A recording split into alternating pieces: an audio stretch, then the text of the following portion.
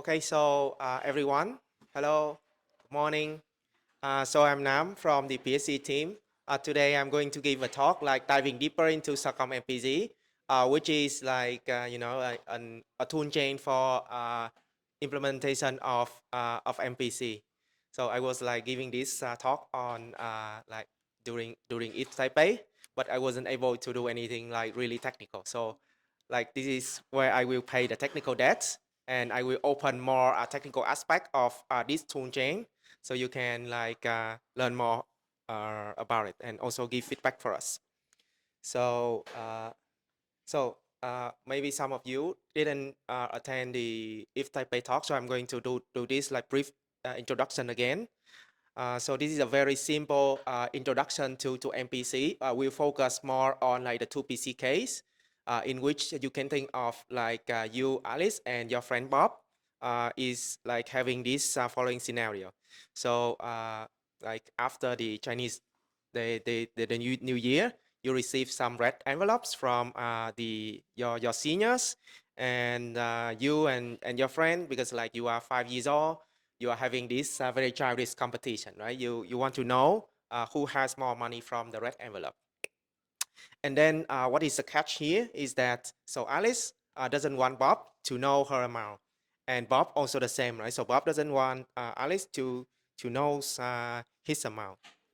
So what is the solution here? Like if they have like a trusted auntie who is also honest, like from their point of view, they can just tell this honest auntie their amount, and then this auntie can do the comparison for them and then like give the result. For example, in this case, Bob has more money. So this auntie, because like she made a promise to both Bob and Alice that will not review their amount, so she keep her promise, right? So now this is like the ideal situation. But like, so what if you don't have a trusted auntie? You can think of like MPC like as this auntie. So we replace this trusted auntie with this MPC auntie that you can realize with a cryptographic primitive that is called MPC, right? So we have the same result. There is like nothing changed here except that we replace this trusted part with MPC. So how are we going to do this, and what exactly is MPC? So MPC is like short form of secure multi-party computation. So the M, P, and C here, like multi-party computation. And why the secure term isn't a part of the abbreviation, you may wonder. Because like if we are doing multi-party computation between like untrusted party, right? What is the point of even doing it if it is not secure? So like secure is like a sort of like must-have property in this MPC, right? So like MPC is MPC. So MPC is this box of the function f that allows Alice and Bob to input their private input xa and xb, and then this box will output the computation of y, that is the function f applied on xa and xb. The first property of MPC that we want is privacy. So only Alice will know xa and Bob will know xb. The second property is called independence of inputs. So XA and XB must be independent from each other. So you can imagine, right? We have this box, and then XA can be like the first input to the box, and XB can be the second input to the box if this box allows Bob to change the input XB based on what he learned from like Alice input from this function, right? From this box, then it is not a good good MPC anymore. You can think of like scenario where you have like salary negotiation. So you have like the interviewer go first or the interviewee go first, like kind of dilemma. But with MPC, we're not going to have this problem. Also, like the last security property that we want from this box of MPC is correctness. You want to make sure that this Y is the output of the function f that is agreed upon before you run this computation on the private input xa and xb. So I'm going to do a little bit of comparison on the privacy tool landscape. So most of you have been familiar yourself with ZKP. So ZKP allows the prover to convince the verifier that an instance X is true. So the prover knows the witness W that can attest to the correctness, that can attest to the validity of some statement, right? Some statement X. So like this statement, this is captured with the relation R on X and W. So this you can think of this like some condition check that must return 1. So like when we do a comparison between MPC and ZKP, then you can think of ZKP as an application-specific MPC. So this box F, this box of MPC here, you replace the function check F with the check of the relation on the instance X and the witness W, and it must be 1. And then, well, there may be discrepancy between what the prover claims and what the verifier wants to check. So also you want to make sure that they are like verifying the same thing. And then, you know, like the output is just this bit 1, which is an AND of these two Boolean conditions. And also notice that ZKP is very efficient because it is like an efficient application-specific MPC, right? It just like leverage the fact that it only needs to do these things. So like not very generic, but it can be efficient. So we can think a little bit more about like how do you apply MPC into application. So far we have application, you add ZK, it becomes ZK app, and this gives you some application that is verifiable, some computation that is verifiable. You can also do application with ZK, and you have ZK app. So not just verifiable, but it is also private, right? But the problem with ZK app or even ZK app is that you can only have one side that has some secret. That is the prover here. You can think of like the case of ZK ID. So for example, semaphore, then you can hide some ID from the prover, right? So the prover is the one who has the ID and want to hide it. So he used some ZK app like semaphore. There is also the case of ZKML. ZKML actually separate into three different models right now. So if there is no privacy, you can use it for automation, right? Some public model, some public sample. You just want to quickly check in a verifiable way that the inference result is correct. There is no privacy needed. Or you can also want the model or the sample to be private, right? Depending on like what is the privacy model that you want to have here. But in either case, you can only have like one side secret in using even ZK app. But when you combine application with MPC, then you can have as much privacy as you want.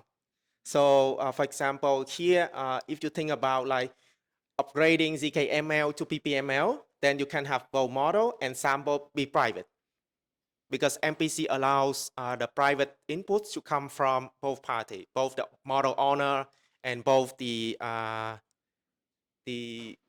sample like giver.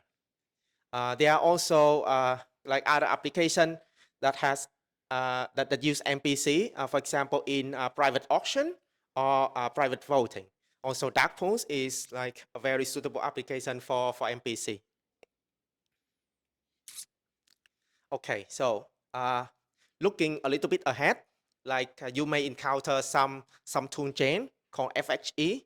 So FHE is short form of fully homomorphic encryption, right? It has this property that if you encrypt some secret XA and some secret XB, and then you obtain some ciphertext like CXA and CXB here, you can actually run the addition and multiplication algorithm on them. And that will give you exactly the encryption of the addition or the multiplication.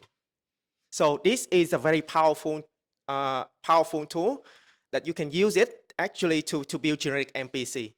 So you can build this MPC box where you encrypt the ciphertext, where you encrypt your secret and give the ciphertext to this powerful server. And this server can just do arbitrary addition and multiplication. And then it gives you back some ciphertext, right? And then you can just decryption for the result. No privacy leakage. But the problem with FXG is that right now it is like very expensive.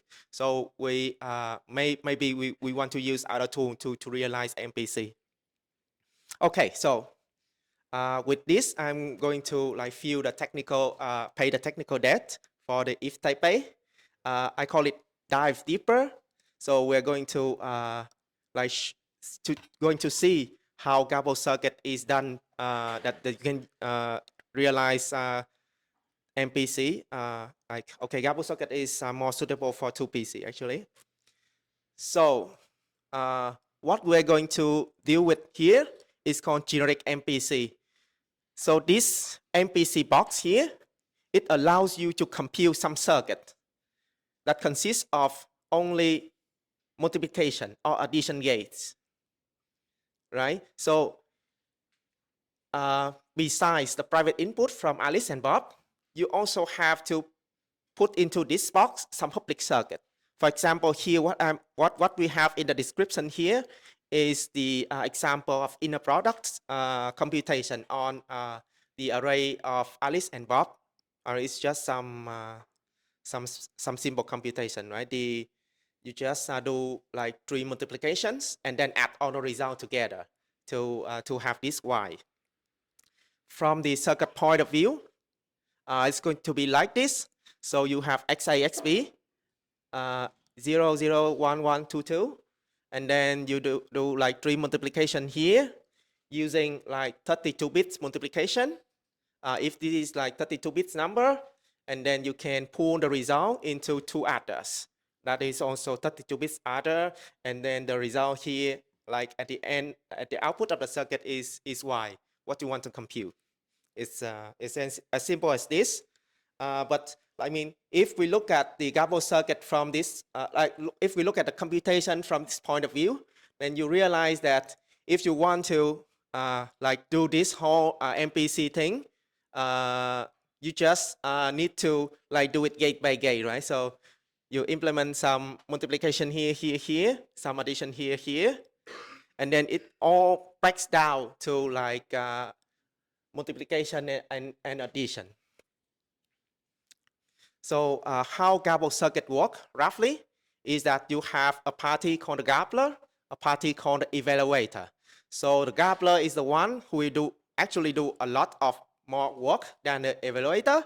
The Gabbler will have to encrypt the circuit and then also send this XG, that is the input of the Gabbler, in the encrypted form to the evaluator.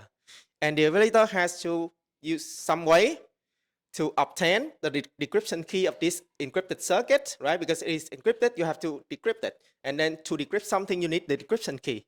So the evaluator has to obtain the decryption keys based on its own secret inputs, XE here. And then using the encrypted form of XG and the encrypted form of XE, you can decrypt the circuit and then get the result Y here. So in the case that the evaluator is the only one who need the output, then the evaluator can just keep the output Y for itself. Otherwise, the evaluator can also like send the output to the Gabbler. So both parties now learn the computation, the result of this computation. So the good thing about the Gabble circuit approach is that it has low latency because of the routes of communication that it needs is constant. But it has to exchange for high communication cost. So you can imagine like it will be useful if you like are far from each other, so you are scared of doing like a lot of round trip communication, but you don't mind sending a lot of and also in the case of like there is asynchrony, then you don't care about like sending a lot of data, but just in one go. So what I'm going to show is the very primitive building block of Gabble circuit, how to Gabble a gate. So we have 2 algorithms, right? The Gabbler's algorithm and the evaluator's algorithm. So this is the first algorithm, the Gabbler's algorithm. You can think of like there is some dot operator that we want to that we want to encode here, right? So this is like the dot operator. You want to do C equals A dot B, and A, the possible value of A is 0 and 1, possible value of B is 0 and 1, and the possible value of C, the output is also 0 and 1. So we are just talking about a truth table here, right? That has 4 entries.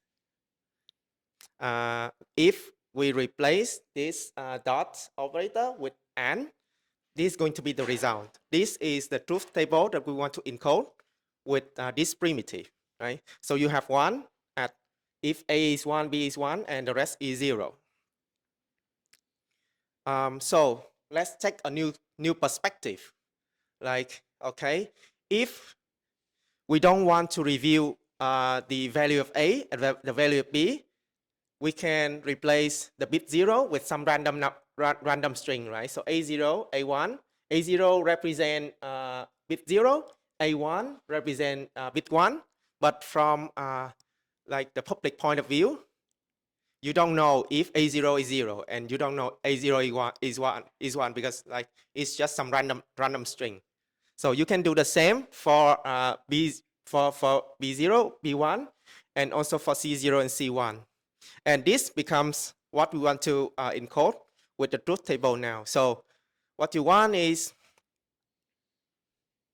okay, so you are given A, so A is bit of A, B is bit of B, and you want to get C, that is like the bit is A and B, right? So this is the correct thing. Suppose you have A0 and B1, you want to get C0. So here's like the higher level view. So the gambler is going to, in some way, say that my label is A0. The evaluator is going to say that my label is B1, and then in some way they can determine that the output label is C0. But you know, like looking at A0, nobody knows that it is bit 0. Looking at B1, nobody knows except the evaluator that it is bit 1. And looking at C0, well, I mean, we need some way to determine that it is 0, right? But let's talk about it later. But so far, nothing is leaked here. So what we can do is that we can encrypt C1 with the key that is like generated from A1 and B1. And with C0, we can do it with the remaining combination. So this encoding of the truth table becoming this, so you still have 4 entries, right? But instead of saying directly C0, C0, C0, C1, you just give T1, T2, T3, and T4. And T4 is encrypted of, it is an encryption of C1 with the label A1 and B1. And C0 will be with A1, B0, A0, B1, or A0, B0. Right? So with this encoding now, if you are given A0 and B0, you learn C0 because you can decrypt T1, but not the other places. Right? This is for sure. So the question now become like, how are we going to retrieve the A0 and B1, right? So now this become, Gabler says that my input is A0. The evaluator has the table of 4 entries, T1, T2, T3, and T4, and it's all labeled B0, B1. It can decrypt T2 and learns that the output is C0. So it's like at the end of the oh yeah, so and if this we want to decode this, right? Because like looking at C0, you don't really know that it's bit 0, but as the output, you actually need to decode it. So the gambler must also tell that so C0 is 0 and C1 is 1. Now finally the evaluator can just map C0 to 0, and then that is like the final result of this gate. But you only do this at the final layer. You don't open the intermediate layer, right? Okay, so in general, this is what the gambler will do, right? It comes up with some A0, A1, B0, B1, and also C0, C1 that represent the different values of the gates of the wires. Then it has to permute T1 and T2, T4, because if you keep the order, people is going to be able to tell. For example, if I decrypt T2 and I know that it is the encryption of 0, 0, 1, then I just learn both the inputs that is supposed to be private, right? So I just shuffle this. So T1 may become T3, T2 may become T4, and vice versa. And then after the gambler has permuted this table, it can send the table to the evaluator. Now the evaluator like just receive a bunch of ciphertext, knows nothing. The gambler will also send A0, which is the gambler's input to evaluator. But looking at A0, the evaluator has no way to tell that this A0 is actually bit 0, right? Because it's just as random as A1. A0, A1 doesn't differentiate from each other. Only the gambler knows. And if C is the final output, then the gambler must also send a mapping of C0 to 0 and C1 to 1. So we have like everything from the gambler's algorithm. Okay, so one question remains unanswered is how the evaluator can obtain the B1 here. So T1 to T4, C0 is 0, C1 is 1. All of these are prepared by the gambler and sent to the evaluator, right? But in order to decrypt T2 here, for example, the evaluator has to learn this label B0, B1. So the catch here is that the gambler cannot just send both B0 and B1 to the evaluator, because if the evaluator has both B0 and B1, then it can just like test decryption, right?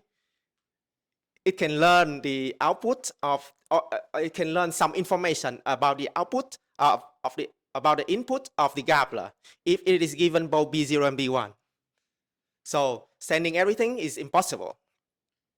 Also, the evaluator cannot just tell the gambler that, okay, give me B1 because my bit is 1. No, right? That is my secret. I'm not going to tell you. So like we are like ended up in this situation. So there are two parties, Alice and Bob. So Alice has to message M0 and M1. We can think of it like B0 and B1 here. And then Bob's input, there is like this bit B. That is, for example, it is 0 here. So Bob want to communicate, Bob's want to obtain MB, that is in this case M0, but it cannot tell Alice that this bit is 0. So we can imagine like some magical communication channel that allows Bob to sense this bit B to Alice without Alice knowing this bit B, but still Alice can send in some magical way this M0 to Bob. So this is the ultimate result that we want out of this interaction, right? Okay, so this is called oblivious transfer.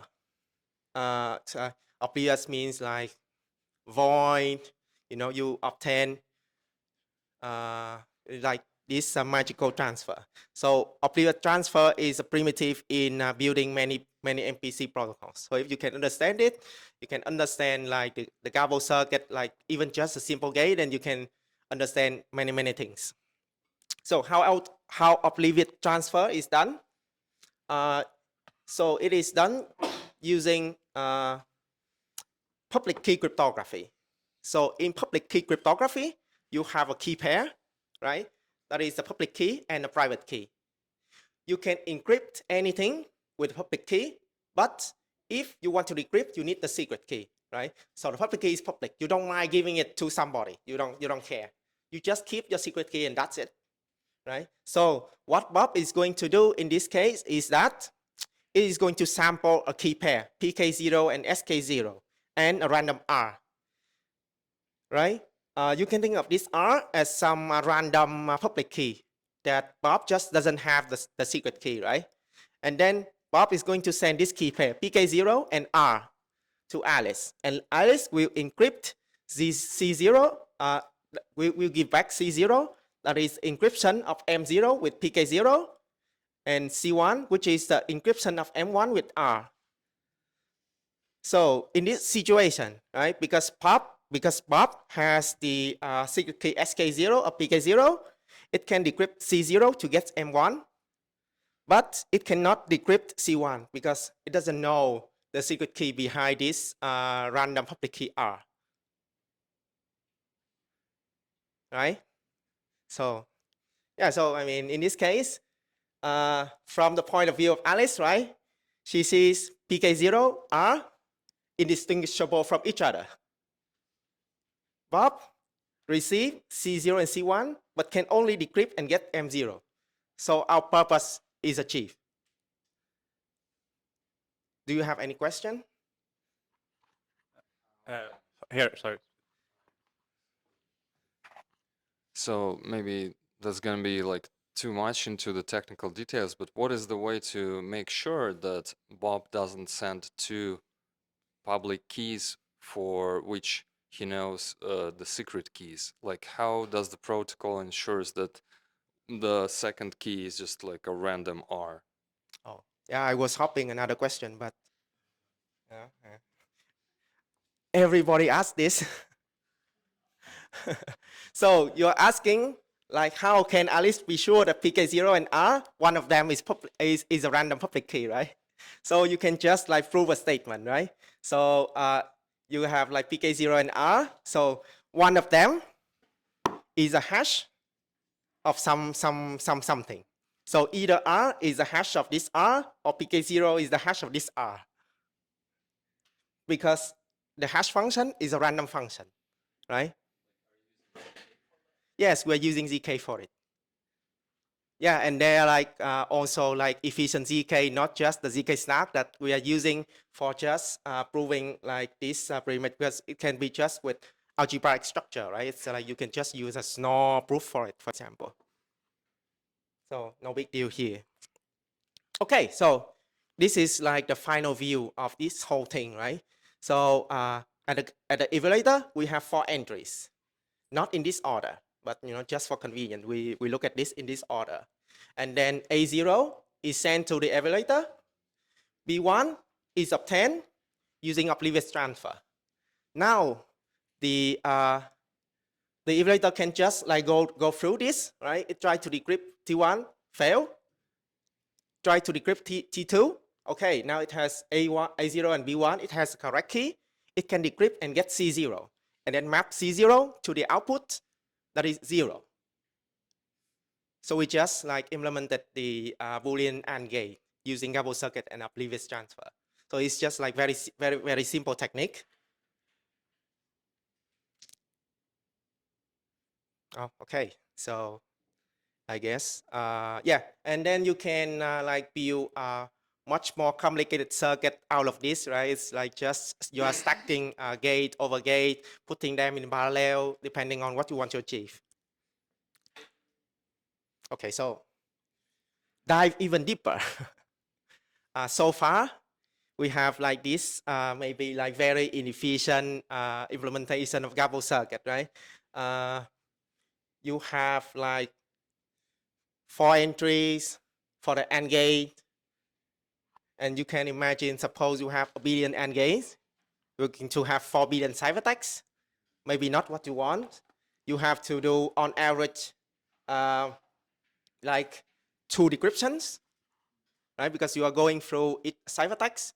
You are going to do like 2 billion decryptions on average, which may also be not what you want to do, right? And then, like, so you can be satisfied with, okay, so I can accept maybe 4 entries for an AND gate, but maybe I don't for like a simpler gate, like an XOR, for example.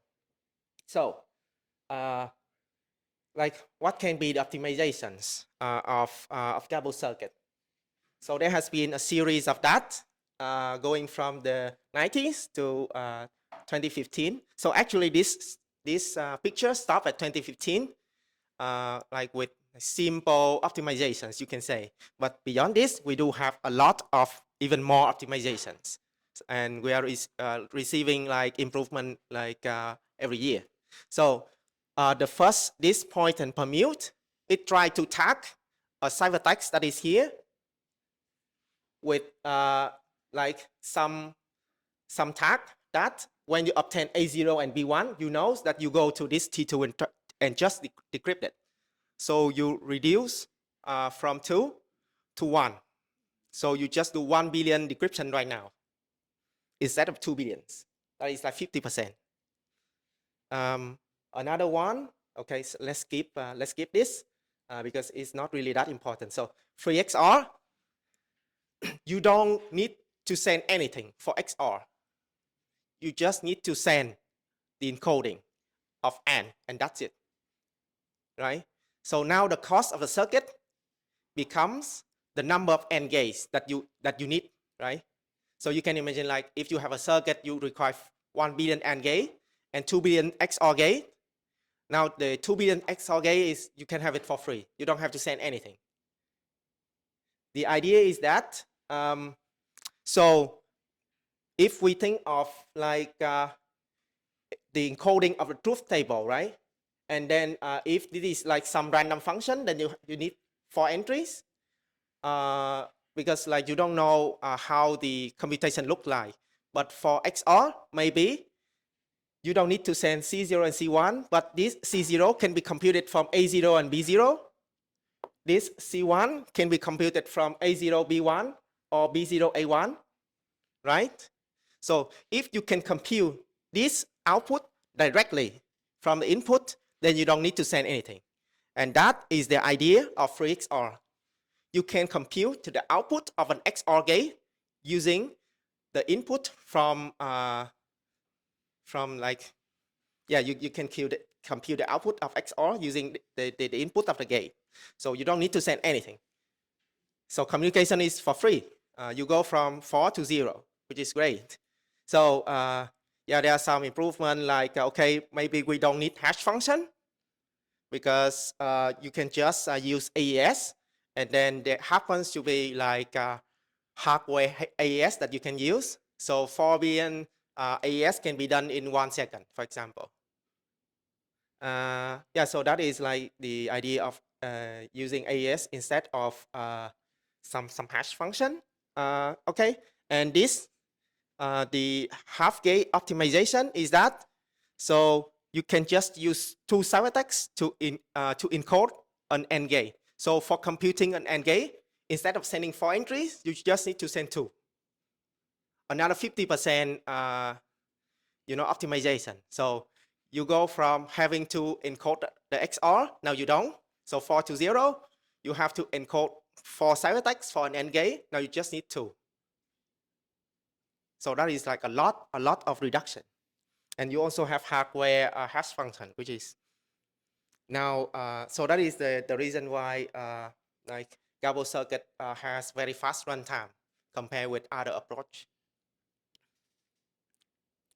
Yeah, so all of these, they try to decrease the communication complexity, right? We reduce the ciphertext that we have to send by a great number. Okay, so strange color. Okay, so before we have to do something like okay, here. So you have to do like Boolean representation of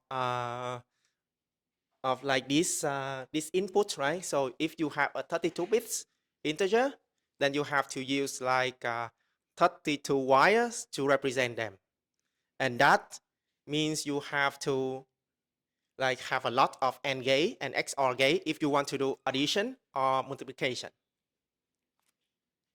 because this adder may have carry, right? So we may want to have something that is more native. So if you want to deal with arithmetic operation, just use arithmetic Gabo circuit.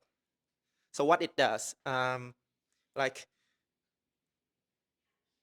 when we encode a gate of Boolean, we have 2 possible values for each wire, that is 0 and 1, right? for arithmetic circuit, if you do it in a trivial way, like if you want to have like arithmetic computation on values that is less than 10, for a wire you have 10 possible values that is going from 0 to 9. So you need 10 labels. But we can do better than that, because we can leverage something called the residual number system. So by encoding the value using the Chinese remainder theorem, you can represent an arithmetic integer with less labels. So how does it do? Basically, like if you have like 15 as an integer here, right? If you want to represent this in a trivial way, you may use 4-bit integer, and that is like 16 possible values. So we don't want that. So we're going to represent this 15 as in the form of residuals of 2, 3, and 5. So 15 mod 2 is 1, 15 mod 3 is 0, 15 mod 5 is 0. So now you just need 1, 2, 3, 3 integer to represent 15. And this value here has only 2 possible values, 0, 1. This here has 0, 1, 2. This here has 0, 1, 2, 3. And even when you add them together, it's still smaller than this 15. So by using this encoding, we can represent integer with less possible labels. And what is also nice about this encoding is that you can do addition for free. You can do multiplication with a public constant for free, because it all backed by a modular arithmetic, right? If you do some addition in mod 2, you have the result of something mod 2. If you do addition in mod 3, you have something that is in mod 3. If you do some addition in mod 5, you have something that is in mod 5. It just goes circular. And also for the multiplication case, right? We can just multiply with a public constant for free.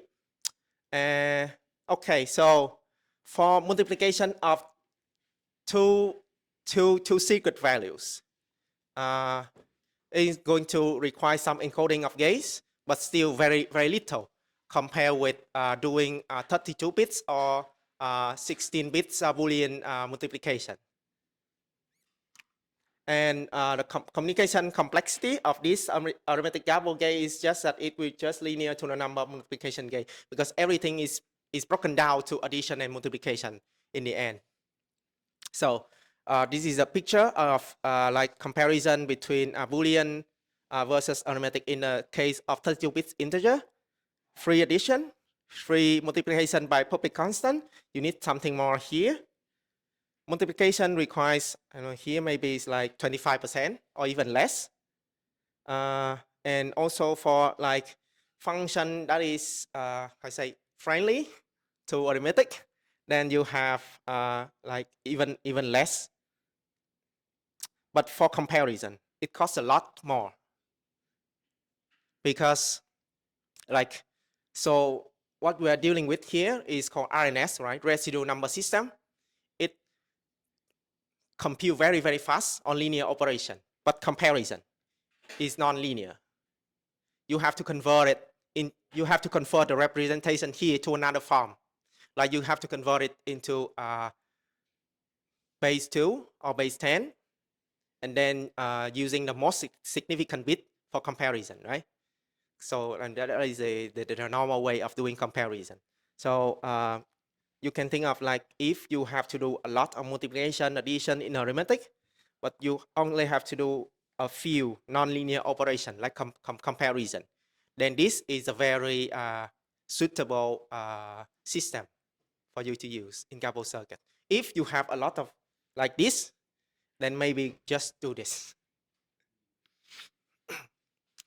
Yeah, so you can think of like for AES, you do this, right? But for maybe machine learning inference, you do a lot of matrix multiplication, then maybe this is better.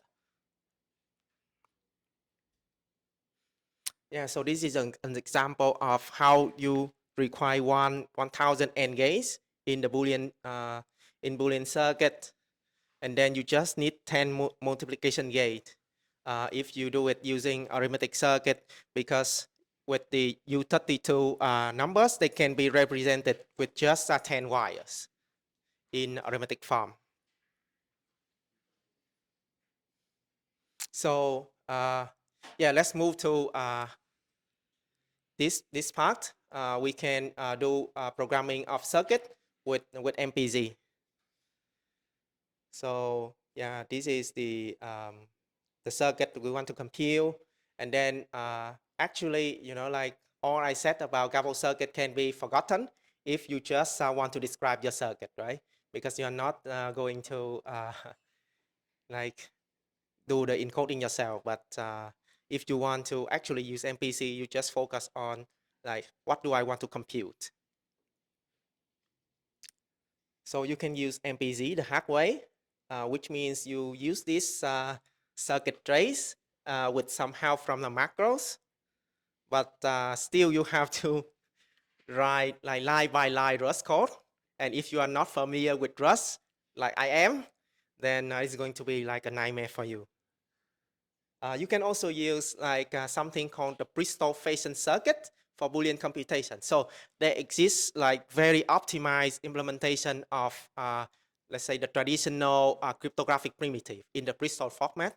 So for example, this I believe is AES, where you have two inputs that is of 128 bits, and then you have one output, right? So one is the ciphertext, one is the value to encrypt, and one is the key.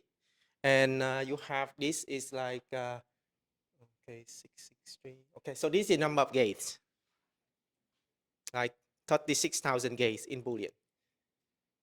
But this doesn't exist for what you want to compute, because this is done just for like something like AES or SHA. Okay, you can also use, like we experimented on top of MPZ and build this MPZ BMR16, which allows you to do addition and multiplication of arithmetic. So you, yes, you still need to use Rust code, but maybe it is like more natural. If you want to describe something like a machine learning inference, right? You can just represent like a variable like here, like DE as some, yeah. So for example, here we want to do the multiplication of A and B, and then check it against X and return 1 if this is correct, otherwise 0, right? So you need to use like one multiplication gate, so you get this term, and then one subtraction, so you do this, subtract this, so this becomes like comparison of this E with 0. So you just use the side gadget for it. Yeah, still this is like more natural, but maybe you can even do it like in an easier way. So you can use circom. Here we have a tool called circom-to-arithmetic circuit that will generate sort of like this circuit for you if you write things in circom. So you just focus on like very high level description of your circuit, and then you can compile it down to something that is like this, right? Yeah, and then also the maintenance of the circuit is easier. So far, the current state of the toolchain that is called circom-mpz, well, it doesn't exist. It's just like a put together of different things. You can write some circum programs. You can also use some part of the circum lib. So right now it doesn't, the circum interpreter doesn't, this here doesn't, is not compatible with everything here, but you can use some part of it, right? And then this will compile that into a circuit JSON. So we use the JSON format just for easy exchange of data. And then you can write a loader here that use MPZ or MPZ BMR16. So this is a loader program that will read the circuit, and then we try to put in some input from a gambler, some input from evaluator, and you can determine the output of this computation. So this is very, very general, right? Because we have almost anything that is programmable outside. So this is the circuit. This can be some configuration as well. Yeah, so you can do, for example, machine learning in circom, right? So this becomes like some machine learning program in circom. This doesn't change. These become the weights, this become the samples, and then you get the inference result. So where this come from?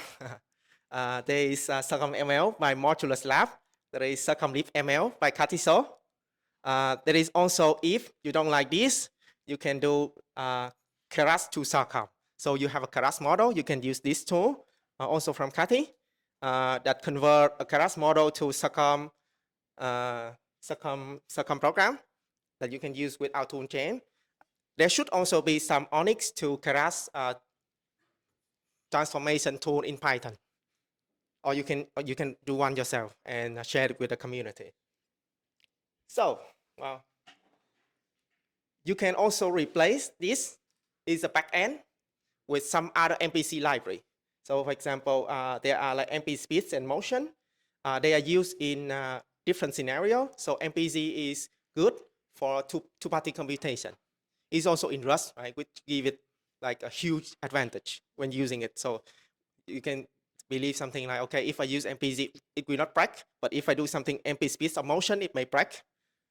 Yeah, so this. Okay, yeah, so like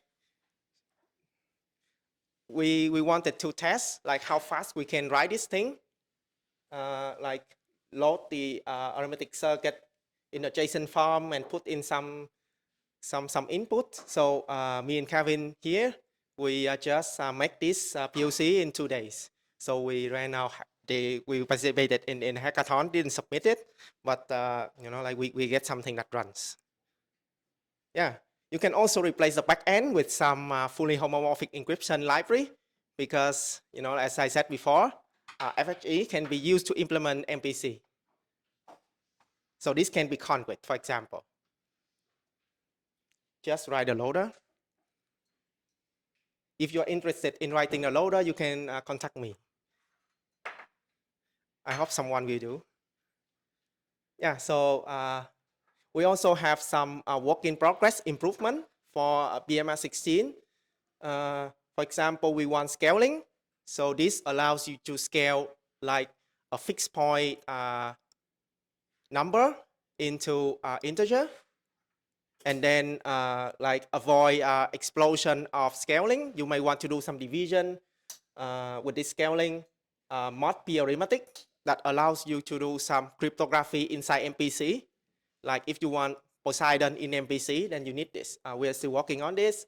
We also want more to improve more something like expressive description of some optimization. So like if you can think of in this example, right? So you have the weights and the sample here. But if you are using MPC, then for example, the one who has the weight can be the gambler.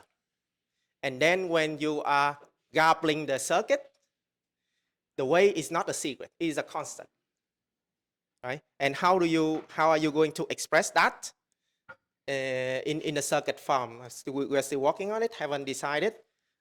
We may want some arithmetic to Boolean conversion, because like if you do a lot of linear and then you switch from to Boolean, you can do a lot of non-linear. And as long as you don't jump continuously, this may be some optimization that you're looking for. Yeah, and even more, you want input sanitization, some consistency check, active security, and maybe public auditability, where you have like not just the participants of the MPC that will acknowledge the result, but the public. Okay, so that is the end of my talk today. We are working on more things. Something may come nearby the July. So this is like a link to the compilation of what we what we are making, including write-up and links to the tool. Yeah, so thanks for listening.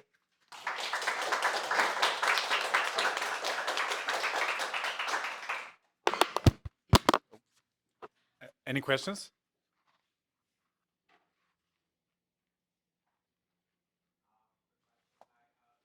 One second. The previous QR code links to the Takamichi's repo of MPC, but I see there's it's forked from PSC's MPC, and which one is the up-to-date one? Or? Yeah, so MPC is what you can call like canonical that is from the privacy scaling exploration repo, right? So we forked that, so Takamichi forked it and create MPC BMS 16 that allows you to do, so MPC allows only Boolean representation of a circuit. BMS 16 is the arithmetic representation, but like we haven't make the effort where like it can be the same quality as the canonical version, that is of the Boolean one. So not many tests has been done, and yeah, so it remains like a fork now.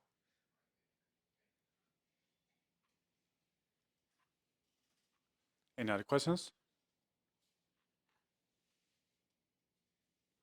Okay, thanks so much now. Thank you.